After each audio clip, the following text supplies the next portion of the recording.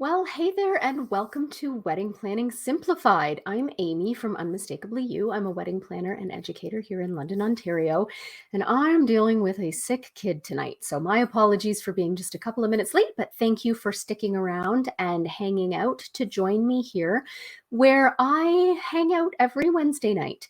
I go live Wednesday nights at 8 o'clock to hopefully help you solve some issues that you're facing in your wedding planning or potentially just come up with some new kind of fun things and ways to do things. And that is why we are here tonight. Tonight, we are going to be talking about non traditional seating options. And this is something that I think it's really an opportunity to have a lot of fun with and to really kind of let your creative juices flow and incorporate your personality and find some really fun ways to do things that are maybe not your typical poster seating chart and green sticker on your place card that indicates that your guest is getting beef to eat. So, we're going to just kind of brainstorm a couple of options.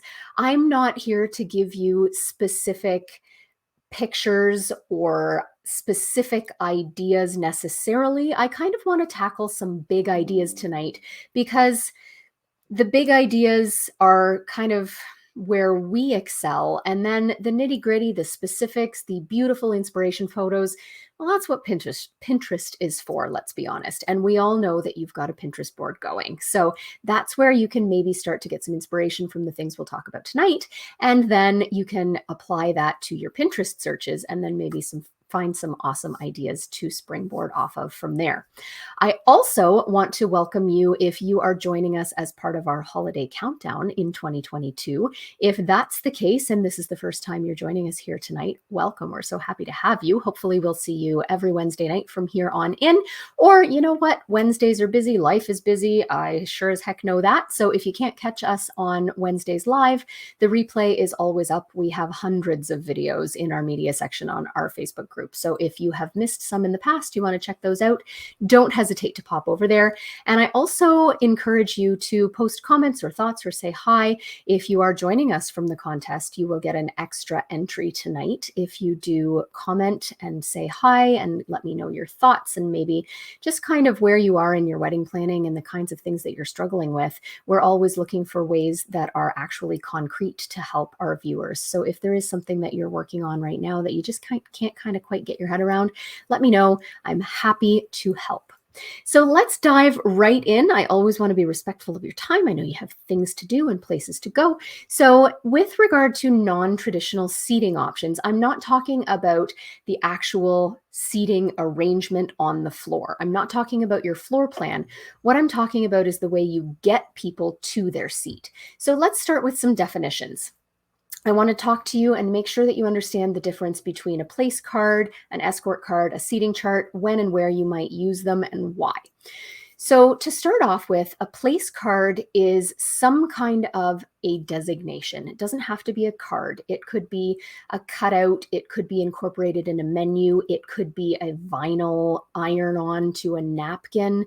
It could be a wood die cut that is balanced on a wine glass. Could be anything, but it is something that is physically at the individual seat that indicates to a guest that this is where they should sit. Now, oftentimes a place card also does double duty if you are doing a guest choice of meal prior to the wedding, in that it also notifies your server as to what the meal choice is. So sometimes you'll see like a cute little cow sticker or a blue diamond sticker or something like that, as a way to indicate to the server that this person gets beef, and then the person with the chicken icon gets chicken, and the fish gets fish, and the carrot gets vegetarian, and so on and so forth. So oftentimes place cards are not only functional in that they make sure that Aunt Susie sits next to Uncle Bob and stays away from Aunt Marge, but they're also functional in that they let your server know which meal to give to which person. Now, place cards are often used in conjunction with a seating chart. You don't have to use them together. You could just use a seating chart by itself. But a seating chart is something that goes at the entrance to your reception space. And I would advise you, if you're using a seating chart, to try and make it visible during cocktail hour. If cocktails are in a separate space from where your reception is, try to make your seating chart visible as early as possible, because if that seating chart is only visible as the doors to your reception space open, it's going to create a bottleneck while people scan through for their names and try to find their seat. Now, seating charts could be organized either alphabetically, which in a lot of ways is faster, or they could be organized by table, in which case your guests are going to have to scan through. And if you've got 15 tables and Aunt Marge is the last person at table 15, it's going to take her quite a while to get through those tables. So you can organize them either way. But the seating chart is meant to direct people to a specific table so that Aunt Marge knows she has to go to table 15 and Uncle Joe knows he needs to go to table 8. Now, if you don't care which table guests sit at, sorry, just kidding. That's not what I meant. If you don't care which seat at a table guests sit at, you can just use a seating chart. You can direct them to a table and then it's fair game from there. They can sit wherever they want. And if you don't have a meal choice that needs to be specified to a server, that's totally fine. If you don't care where people sit, totally fine. Some people choose to use a seating chart in conjunction with place cards. Like I said, if you have a meal choice that needs to be communicated, or if you really want to dictate where Sue and Bob and Sally and Joe sit. Maybe you just want to specify where your VIPs sit. Maybe you just want to put your parents with with place cards, and then the rest of the guests can sit wherever they want. That's also totally acceptable. So place cards and seating charts can be used together or they can be used exclusive of each other. It does get a little dicey if you're just using place cards with no seating chart, especially if you have a big wedding. Imagine if you had 150 people and they had to physically walk through your whole floor plan around every table to find their name. That's going to waste a lot of time. So if you have a large guest count, I would absolutely use a seating chart and place cards. If you have a very small intimate wedding, you can get away with just place cards. Or you can at any point just use a seating chart if it doesn't matter that you designate where a person sits specifically. Now, escort cards are kind of like a combination of both. Escort cards are some kind of a display often that is placed at the entrance to the reception space, and your guests are going to physically pick up something, whether it's a card, whether it's a signature drink, whether it's a favor box. They're going to pick up something, and that something is going to indicate on it, you go to table 8. So Aunt Sally picks up her name. They're going to be organized alphabetically so that your guests can quickly find their names. And they're going to pick up their escort card. They're going to see that it says go to table 8. They're going to go to table 8, and then they can sit wherever they want, unless you've used escort cards with place cards, which is sometimes done as well. That one's a little bit more of a duplication because an escort card is often similar in size and shape to a place card. But you certainly can do it if you care to designate which specific seat a guest sits at the table. So hopefully that's clear. Hopefully you don't hear my daughter coughing in the background. But place cards go at the table. Seating charts and escort cards go at the entrance to the hall. And place cards designate specific seats, whereas seating charts and escort cards just tell the guests where generically to go in terms of their table, and then they can choose their individual seat from there. Now, I wanted to talk about some aesthetic thoughts when it comes to all of these elements, seating charts, place cards, and escort cards, and just to give you some aesthetic things to think about that might spark some creative ideas and ways to make things personal to your own wedding. So the first one is to try to make even the most functional elements beautiful. Even if your purpose of an escort card display is to just get people to their table, you can structure it with florals, with beautiful design elements. You can create an installation to create a visually stunning impact, because if you think about it, that escort card display is going to be one of the first things that guests see as they enter your reception. So why not make it have some kind of a visual impact? Make it beautiful. If you're doing place cards, have them coordinate aesthetically with the overall table decor. Incorporate your colors, your graphics, your florals, your scripts. Make everything coordinate so that it's cohesive and so that it flows, not so that it's just an ugly piece of paper with a cow head on it. That's functional, but it's not necessarily beautiful in terms of your overall look. You're going to also want to think about repeating your design elements. So if you're using a sports motif on an escort card, for instance, try to work in a reference to that sport elsewhere too, so that it's intentional instead of just a one-off that seems a little bit out of place.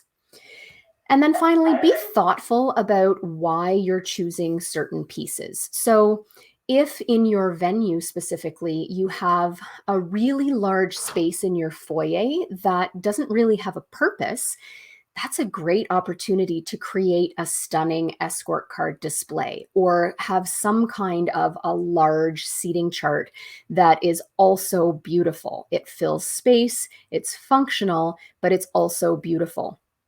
Maybe if there's limited space in the hall, you want to avoid doing something like that and just stick with a narrow or a flat or a two-dimensional seating chart. Maybe you can actually have a poster printed and applied to a wall instead of taking up physical floor space if there isn't any. So think about the space and the function and the form and make sure that it all works together. Now, some ideas when you're thinking about the design of what you're doing and the overall form that it's going to take. Lean into your interests. I'm always a big fan of trying to make things as personal as you can and making your wedding unique and speaking to you as a couple instead of just being, that generic thing that, sure, maybe it's beautiful, but you've also seen it on Pinterest 15 times. So Pinterest is wonderful. Don't get me wrong. I'm not slagging Pinterest here, but don't fall into that trap of just copying something that you saw that was beautiful. Try to find a way to incorporate things that are personal to you and your partner. Maybe there are some hobbies that the two of you share that you can find a sneaky little way to work in. Hey, Rebecca, how's it going? Hope you're doing great. Maybe you have some shared sports that you like to play together, or some passions, or some activities. Maybe there are some places that you've traveled that you can incorporate. So lean into those interests. Your guests are going to see things like that, and they're going to go, oh my gosh, that's so Susan and Kevin, or, whoever you are. Think about also some objects that you could include in terms of physical, tangible things. Sports items, for instance, like hockey pucks or golf balls. If you do it right, they can be beautiful. Think about items that are related to your passions. Maybe there are cooking supplies or ingredients or foods that you could somehow incorporate. Foods can be beautiful as well. Escort cards that are nice, fresh green pears with a name stuck in with a pin. Beautiful, functional, and edible if your guests are starving. There's your cocktail food right there. Think about maybe incorporating a signature drink into an escort card. Perhaps your guests pick up a Caesar on the way in. Maybe they pick up an item of food that is special to you. Maybe you have little cups of fries with name tags stuck into them. Maybe there are some game pieces or decks of cards that you can incorporate into your escort cards or your place cards. Think about travel memorabilia or icons. There are lots of symbols, like, for instance, the Eiffel Tower, if you've been to Paris together, tartans, if you've been to Scotland together, flowers associated with countries. There are all kinds of things that would symbolize places that you've traveled that you could quite easily incorporate as a stationary motif or as an item that's incorporated into a place card or an escort card. Think about the fact that I skipped one. I'm going back. Think about the fact that people like experiences as well. So anything that they can touch or taste or interact with is much more meaningful to them than a flat piece of paper. So think about maybe combining your escort card, like I said, with a signature drink, a glass of bubbly, maybe some kind of a special treat. There have been cropping up lately these beautiful champagne walls that are custom built to have little slots into which a champagne flute sits. And so you have a wall of champagne, and on each glass is the alphabetical name of all of your guests.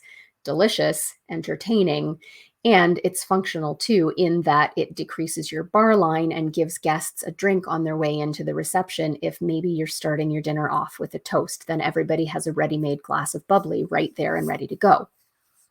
Think about making a place card into an edible treat, a personalized cookie, a chocolate bar with a name in script written on it, a special blend of coffee or tea with a personalized label. All of those things incorporate your passions, your interests, your hobbies, and they're also beautiful, functional, and edible, which guests like.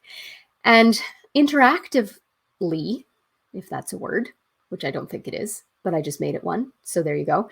Um, interactively, you could think about creating an escort card that is also a trivia card, or maybe it has a photo scavenger hunt on it. Maybe you've included a childhood photo of your guest on their escort card or on their place card, or any kind of thing that has guests talking to each other. I've had guests do sort of like, or sorry, couples do like 7 degrees of Kevin Bacon kinds of things, where they create really thoughtful prompts and questions that lead their guests throughout cocktail hour to talk to their other guests and interact with them, and maybe make some new friends, get to know some new people. So all kinds of things that make it a little bit more interesting than just a name on a card.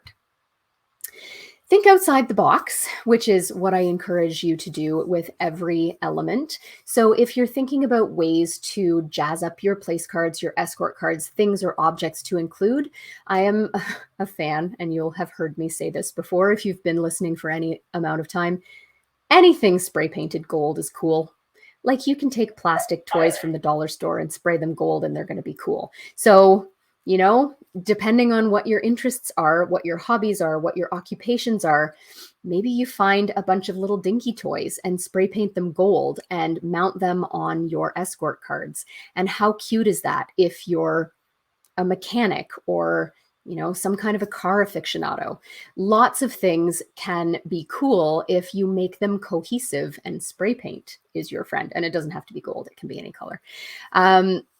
Keep in mind that unusual materials can be beautiful. I mean, who was the first person who thought about using burlap on a wedding? I don't know, but then it caught on like wildfire, and now I hope I never see burlap again.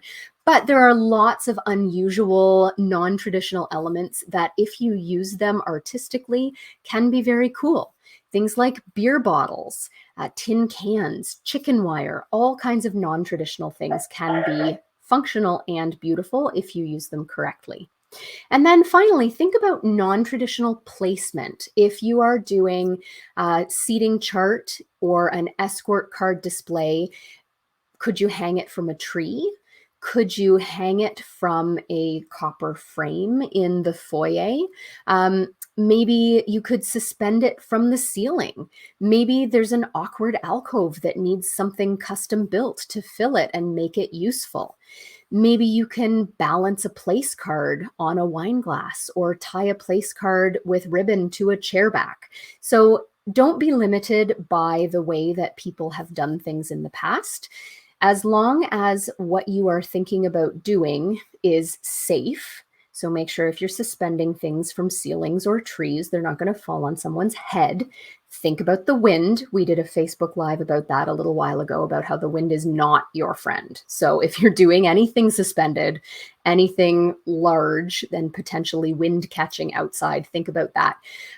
So don't put artistic impact over safety, but do think outside the box, be creative. There are lots and lots of ways that you can make a real decor and design impact with a functional element that otherwise could be really boring. Sure, you can print up a seating chart poster and put it in a frame and stick it on an easel. You can do that, but everybody does that. So why not find a different way to do things that's a little bit more creative and interactive and interesting for your guests? So hopefully this has sparked a couple of ideas. If you are, like I said, part of our holiday countdown, please post a comment so that we know you were here and that you watched the video. Let us know what was useful. Let us know what you think is a great idea, what you think is a dumb idea. I have thick skin. I can take it. We would love to hear from you. And as always, if you have questions or comments, you can also reach me at amy@unmistakably.you.com if you want to shoot me an email, or you can find us on all the socials at Unmistakably You. Happy planning, happy December, and join us here next week, Wednesday at 8 p.m. for some more non-traditional ideas to make your wedding personal and unique. Have fun, happy planning, and I'll catch you soon. Take care. Bye-bye.